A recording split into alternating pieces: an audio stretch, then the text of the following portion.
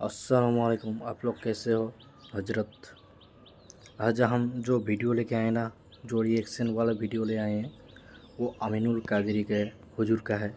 जो इस बयान में रमज़ान की क्या फजीलत है, इस फजीलत के बारे में हम लोग आज इस रिएक्शन वीडियो के जा रहे सुन लेते हैं। और इस वीडियो का बयान जो है ना, वो दिल पर ज़रूर लेना, क्योंकि रमज़ान से आगे रिएक्शन रहीम सल्लल्लाहु ताला अलैहि वसल्लम उनके दरमियान रमज़ानुल मुबारक की बरकतें बयान करते, रमज़ान शरीफ की फजीलतें बयान करते, रमज़ानुल मुबारक की अहमियत बयान करते।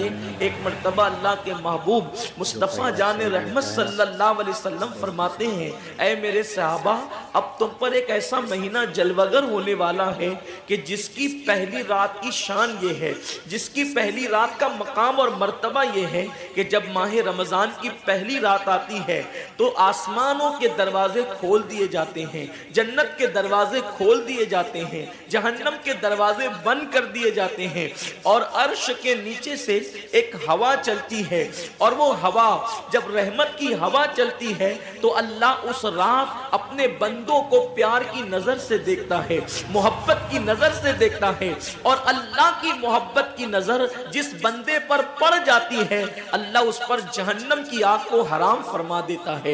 मेरे आका सल्लल्लाहु अलैहि वसल्लम के दीवानों, वो महीना आने वाला है, वो रात आने वाली है, वो शब आने वाली है जिस रात अल्लाह अपने बंदों को मोहब्बत की नजर से देखेगा, प्यार की नजर से देखेगा, उल्फत की नजर से देखेगा। मेरे प्यारे आका सल्लल्लाहु अलैहि वसल्लम के प्यारे दीवानों, आप अंदाजा करें कितना वो मुकद्दस बंदा है, वो बंदा मुकद्दर का सिकंदर है जिसके वजूद पर मेरे अल्लाह की निगाह रहमत पड़ जाए, मेरे करीम की निगाह रहमत पड़ जाए। हम किस किस की निगाह के तालिब होते हैं, हम किस किस की तवज्जो के तालिब होते हैं। हम सोचते हैं कि पीर साहब की निगाह पड़ जाएगी तो मेरा बेड़ा पार हो जाएगा। यकीनन पीर साहब की नजर बड़ी कीमती है, दीवान शाह बाबा की नजर पड़ जाएगी तो मेरी तकदीर बदल जाएगी। यकीनन अल्लाह का वली बड़ी शान वाला है, गौस पाक की नजर पड़ जाएगी तो मेरा बेड़ा पार हो जाएगा। अंदाजा तो करें, जिस पर अल्लाह की निगाह रहमत पड़ जाए, और वो रमजान शरीफ की पहली रात में होता है कि अल्लाह अपने बंदों को प्यार की नजर से देखता है, अल्लाह अपने बंदों को मोहब्बत की नजर से देखता है, और खुदा की निगाह रहमत जिस पर पड़ गई फिर उसको जहन्नम की आग छू नहीं सकती, उसको जहन्नम की आग जो है उसको जला नहीं सकती। लेकिन कितने अफसोस की बात है, माह रमजान शरीफ की ऐसी बरकत वाली रहमतों भरी रात आती है, और वो पहली रात आती है, और उस रात में हम क्या कर रहे होते हैं? उस रात में हमारा हाल ये होता है कि हम होटल पे बैठकर टाइम पास कर रहे होते हैं, उस वक्त हम घरों के अंदर बैठे होते हैं और वक्त को जाय कर रहे होते हैं। और अब तो हाल ये हो गया है कि सारी चीजों से ताल्लुक तोड़कर हमने सारे रिश्ते अपने मोबाइल से जोड़ लिए हैं। इस वक्त हमारा सबसे करीबी रिश्तेदार अगर कोई है तो वो अपना मोबाइल है। ये हंसने की बात नहीं है, ये बहुत नुकसान की बात है। इस कदर करीबी रिश्ता, माँ बाप से भी ज्यादा करीबी रिश्ता मोबाइल से, बाप से भी करीबी रिश्ता मोबाइल से, बीवी से भी ज्यादा करीबी रिश्ता मोबाइल से। आप कहेंगे इतना करीबी रिश्ते की आप बात करते हैं। हम कहते हैं जो जितना करीबी रिश्तेदार होता है उस पर तवज्जो उतनी ज्यादा होती है, उससे प्यार उतना ज्यादा होता है, उसकी तरफ तवज्जो उतनी ज्यादा होती है, उससे लगन उतना ज्यादा होता है। हमारी आंख अभी बिस्तर पर खुली नहीं होती और हम सीधा हाथ उठा करके आंखें, आधी आंखें बंद होती है और आधी आंखें खुली होती है, और हम पहले अपने मोबाइल की तरफ हाथ बढ़ाते हैं, किसी का मैसेज तो नहीं आया। मेरे प्यारे आका सल्लल्लाहु अलैहि वसल्लम के प्यारे दीवानों, अम्मी के पास बैठे हैं फिर भी मोबाइल, बीवी के पास बैठे हैं फिर भी मोबाइल, वालिद के पास बैठे हैं फिर भी मोबाइल। हद तो ये है कि मस्जिदों के अंदर बैठे हैं फिर भी मोबाइल। यकीनन अगर काम के मैसेजेस हो और अगर काम और जरूरी चीज हो, टाइम देखना हो, तो आप यकीनन मोबाइल को हाथ में लें। मोबाइल कोई बुरी चीज नहीं है, लेकिन इंसान कितना डूब गया, इबादत का सारा वक्त इंसान अपने मोबाइल पर जाया कर کرتا ہے. وقت کی قلت، انسان بار بار شکایت کرتا ہے وقت کی قلت دامنگیر ہے، ٹائم میرے پاس نہیں ہے، وقت میرے پاس نہیں ہے، میں بہت مصروف ہو گیا ہوں، میں بہت بزی ہو گیا ہوں. لیکن اس کو دیکھو کہ رات کے 2-2 3-3 بجے تک کے آن لائن رہتا ہے. بلا ضرورت ہے تو کوئی بات نہیں، بلا ضرورت. میرے آقا صلی اللہ علیہ وسلم کے دیوانوں، موت کی تلوار ہمارے سروں پہ لٹک رہی ہے اور ہمیں جلد سے جلد موت کی تیاری کرنا ہے. صوفیہ فرماتے ہیں جیسے سورج غروب ہونے والا ہوتا ہے تو کسان نظر سورج پر رکھتا ہے اور جلدی جلدی کام نپٹانے کی کوشش کرتا ہے.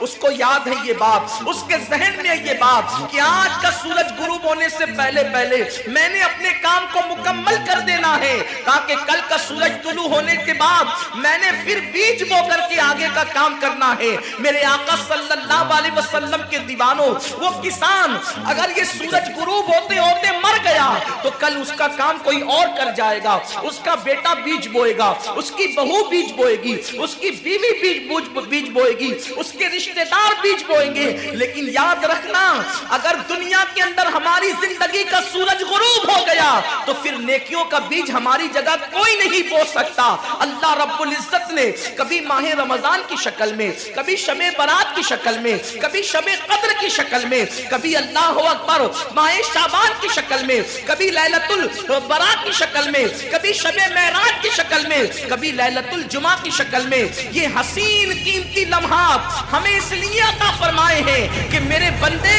اگر تو گناہوں کے اندر ڈوب گیا ہے، یہ مخصوص راتیں تجھے دے رہا ہوں، مخصوص دن تجھے دے رہا ہوں.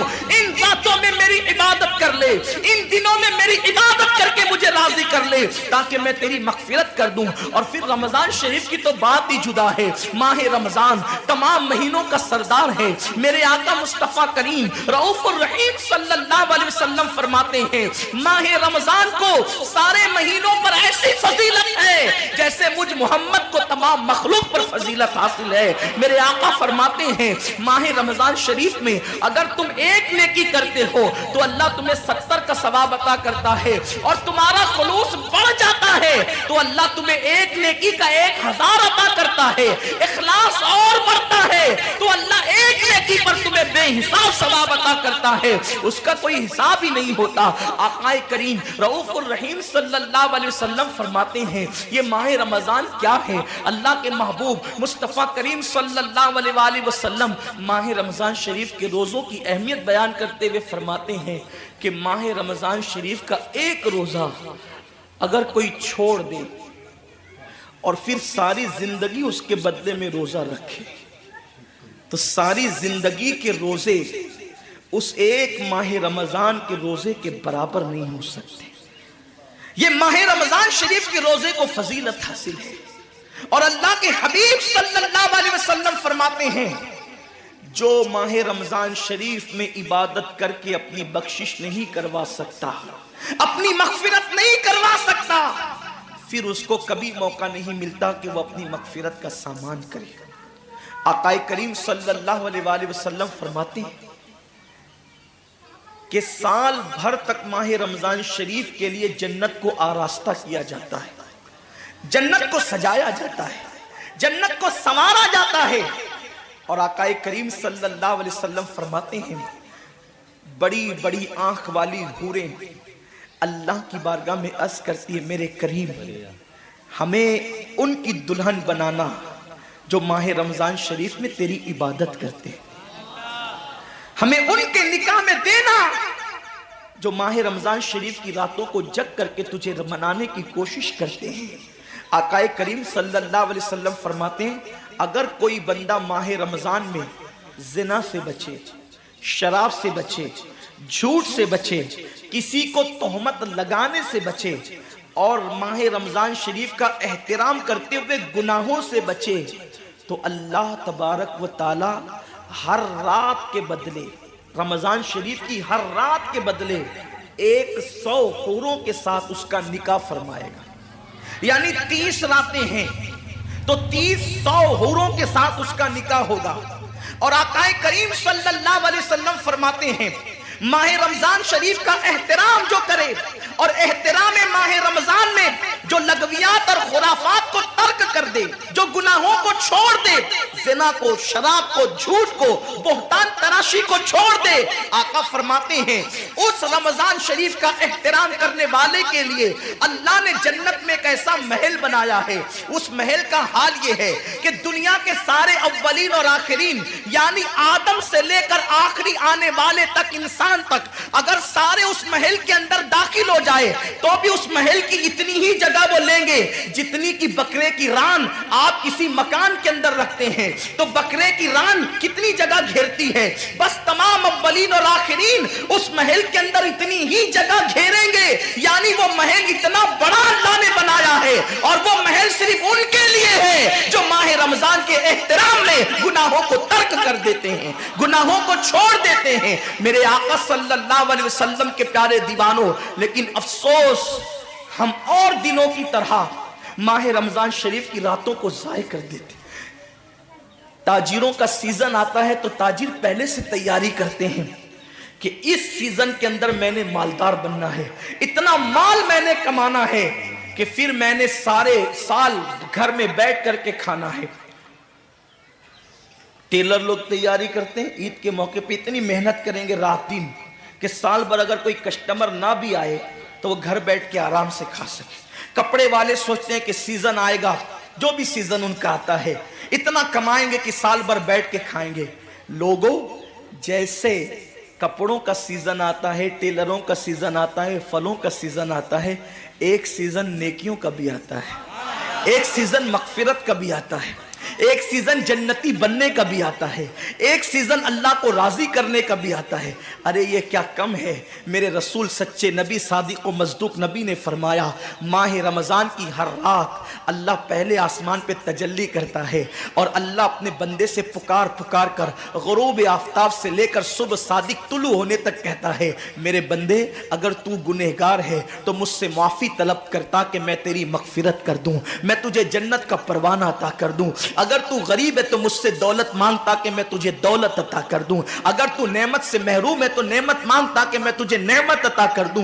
यही वजह तो है हजरात सहाबा किराम जब रमज़ान शरीफ आता तो वो ऐसे तैयारियां करते थे जैसे हम अपने घरों की शादियों की तैयारी करते हैं। सहाबा इतने मसरूफ हो जाते रमज़ान शरीफ की तैयारियों में। और कैसी तैयारी करते, हम भी रमज़ान शरीफ की तैयारी करते हैं। हमारी तैयारी क्या है, सहरी में तुर्री के मसाले को चाहिए, सहरी के अंदर ये चाहिए, सहरी में वो चाहिए, इफ्तार में ये चाहिए, इफ्तार में वो चाहिए। मुझे इससे कोई जो है वो शिकवा नहीं, मेरे आका ने इससे मना नहीं किया। हुजूर फरमाते हैं कि रमज़ान शरीफ में घर वालों का दस्तरखान वसी कर दिया करो, घर वालों पे ज्यादा खर्च किया करो, इसलिए कि जो घर वालों पे रमज़ान शरीफ में खर्च करता है अल्लाह उसको अपनी राह में खर्च करने का सवाब अता करता है। और फारूक आजम फरमाते हैं जो रमज़ान शरीफ में कुशादगी करे घर वालों पर अल्लाह उसे जिहाद में खर्च करने का सवाब अता करता है। मुझे इससे कोई शिकवा नहीं। लेकिन सहाबा की तैयारी क्या होती थी, जब रमज़ान शरीफ आता सहाबा अपने बिस्तर को बांध दिया करते थे। रमज़ान शरीफ आता तो सहाबा बिस्तर को बांध देते थे। क्यों बांध देते थे बिस्तर को? इसलिए कि अब सोना नहीं है, सोने की रातें 11 महीने की रातें हैं।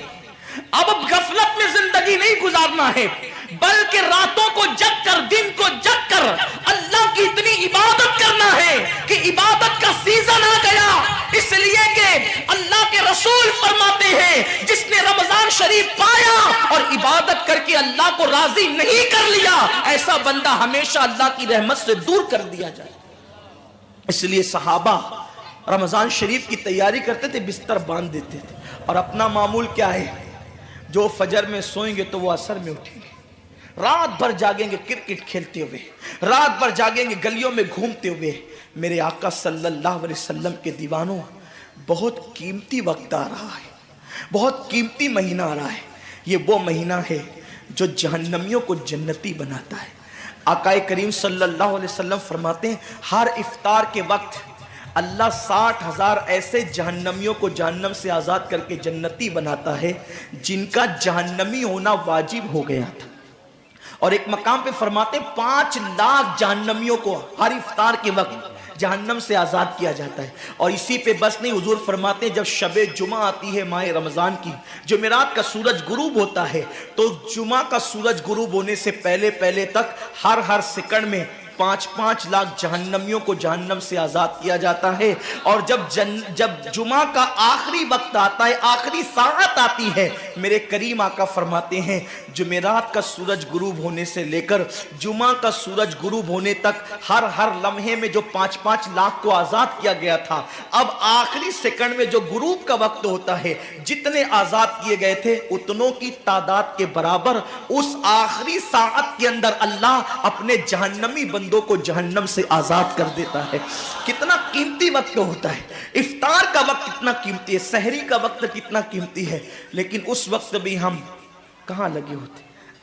اب تو لوگوں نے ٹی وی چینلوں پر پروگرامات شروع کر دیے، دینی پروگرامات. مجھے دینی پروگرامات اگر ٹی وی پہ نشر ہوتے ہیں تو اس سے کوئی اختلاف نہیں ہے.